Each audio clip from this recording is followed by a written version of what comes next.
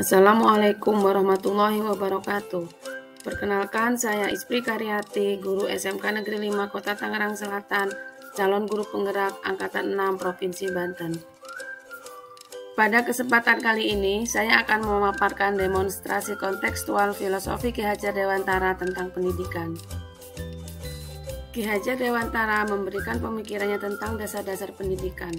Menurut Ki Hajar Dewantara, pendidikan bertujuan untuk menuntun segala kodrat yang ada pada anak-anak agar mereka dapat mencapai keselamatan dan kebahagiaan yang setinggi-tingginya.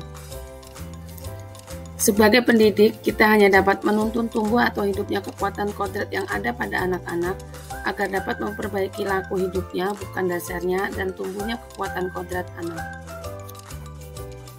Pendidik diibaratkan sebagai seorang petani yang tugasnya adalah merawat sesuai kebutuhan dari tanaman-tanamannya itu agar tumbuh dan berbuah dengan baik. Tentu saja beda jenis tanaman, beda pula perlakuannya. Ki Hajar Dewantara juga mengingatkan para pendidik untuk tetap terbuka dan mengikuti perkembangan zaman yang ada. Namun tidak semua yang baru itu baik, jadi perlu diselaraskan terlebih dahulu. Ki Hajar Dewantara menjelaskan bahwa dasar pendidikan anak berhubungan dengan kodrat alam dan kodrat zaman. Kodrat alam berkaitan dengan sifat dan bentuk lingkungan di mana anak berada, sedangkan kodrat zaman berkaitan dengan isi dan irama. Artinya bahwa setiap anak sudah membawa sifat atau karakternya masing-masing. Jadi sebagai seorang guru, kita tidak bisa menghapus sifat dasar tadi. Yang bisa kita lakukan adalah menunjukkan dan membimbing mereka agar muncul sifat-sifat baiknya sehingga menutupi atau mengaburkan sifat-sifat jeleknya. Kodrat zaman bisa diartikan bahwa kita sebagai guru harus membekali keterampilan kepada siswa sesuai zamannya agar mereka bisa hidup, berkarya, dan menyesuaikan diri.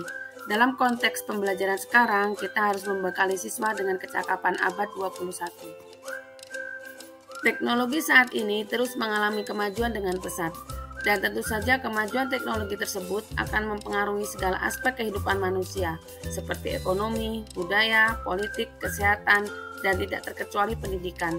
Pada zaman globalisasi ini, kemajuan teknologi adalah suatu hal yang tidak bisa kita hindarkan. Pada zaman yang modern ini, semakin maju ilmu pengetahuan, maka akan semakin maju pula teknologi yang ada. Teknologi juga mengalami perkembangan yang pesat pada bidang pendidikan. Dengan adanya teknologi ini, pendidikan sudah semakin maju. Pendidikan saat ini sangat jauh berbeda dengan pendidikan pada zaman dahulu. Contohnya saja, jika zaman dahulu kita harus menulis menggunakan kertas, maka pada zaman sekarang dengan adanya teknologi, maka kita bisa menulis secara digital dengan menggunakan Word.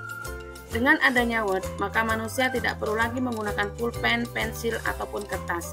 Dengan adanya teknologi, tulisan yang ingin ditulis bisa langsung diketik melalui laptop ataupun smartphone. Budi pekerti juga harus menjadi bagian tak terpisahkan dari pendidikan dan pengajaran yang kita lakukan sebagai guru. Guru harus senantiasa memberikan teladan yang baik bagi siswa-siswanya dalam mengembangkan budi pekerti. Kita juga bisa melakukan kegiatan-kegiatan pembiasaan di sekolah untuk menanamkan nilai-nilai budi pekerti atau akhlak mulia kepada anak.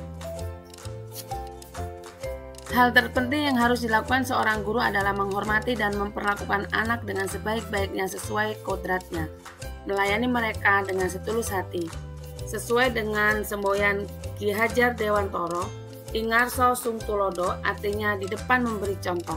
Maksudnya, seorang guru harus bisa menjadi contoh yang baik bagi murid-muridnya. Ing Madyo Mangun Karso, artinya di tengah-tengah membangkitkan semangat. Maksudnya, seorang guru harus dapat membangkitkan semangat murid-muridnya. Tuturi Handayani, artinya di belakang memberi dorongan.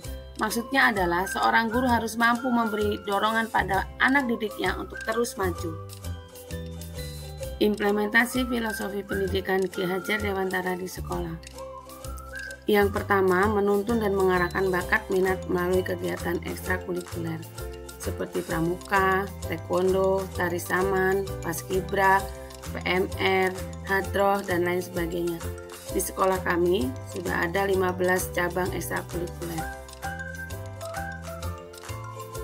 Yang kedua, merancang pembelajaran yang bervariasi dan berpusat pada siswa dengan memanfaatkan alam sekitar dan teknologi sebagai sumber belajar serta mengaitkan materi dengan kehidupan nyata. Sebagai pendidik, tidak hanya mentransfer ilmu, tetapi juga mentransfer nilai-nilai budi pekerti. Dalam hal ini, kami menerapkan pembiasaan seperti 5S, sholat duha, membaca surat-surat pendek dan Asmaul Husna sebelum pelajaran dimulai, menyanyikan lagu Indonesia Raya 5 menit sebelum istirahat pertama, Jumat bersih, sayang bumi, dan lain sebagainya. Tantangan dan solusi. Setelah mempelajari filosofi Ki Hajar Dewantara, saya semakin paham bahwa menjadi guru di zaman sekarang tidak mudah. Teknologi semakin canggih, tetapi di sisi lain moral dan akhlak semakin merosot. Untuk itu, sebagai seorang pendidik, saya harus terus belajar, bersikap terbuka, dan selalu mengembangkan kompetensi sebagai guru. Dengan mengikuti berbagai pelatihan, seminar, dan pendidikan, salah satunya pendidikan guru penggerak. Demikian demonstrasi kontekstual filosofi pemikiran Ki Hajar Dewantara. Semoga bermanfaat. Salam bahagia dan tetap semangat. Wabillahi taufiq wal hidayah. Wassalamualaikum warahmatullahi wabarakatuh.